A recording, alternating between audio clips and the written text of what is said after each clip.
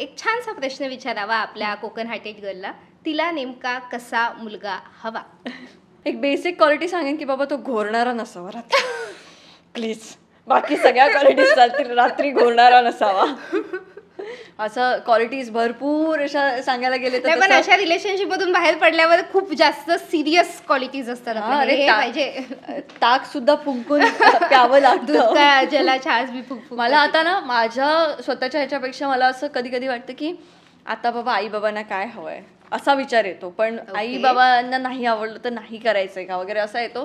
पण एक ठिकाणी वाटतं की माझी पण काहीतरी आयडेंटिटी आहे. आता मला कळतंय, मी आई बाबांना नेहमी सांगते आता मला कळतंय, तेव्हा मला कळत नव्हतं.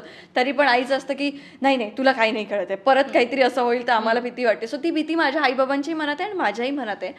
त्यामुळे अशा काही फारशा मोठ्या मोठ्या क्वालिटीज तर नाही मी सांगणार, बाकी आई बाबा बघतील चांगलं. नाही पण लुक्स वाईज, नेचर वाईज काही. नेचर वाईज जसं मी हे सांगितलं तेच की मी आहे तशी मला एक्सेप्ट करणारा, की जी आता कोकण हार्टेड गर्ल आहे ती. मी स्वतःला अंकिता पण म्हणून कमी ठिकाणी आता हे सांगते की आता अंकिता नाही राहिली. स्वतः कोकण हार्टेड गर्ल जशी आहे, जशी ती इतर लोकांसोबत आहे, मी सोशल मीडियावरती जशी दिसते तशीच मी रिअल लाईफमध्ये आहे. मी काही तो असा फिल्टर ठेवलेला नाहीये. त्याच्यामुळे तिला एक्सेप्ट करणारा आणि गोष्टी मला ज्याच्यासोबत शेअर करता येतील, जो मला जज करणार नाही असं.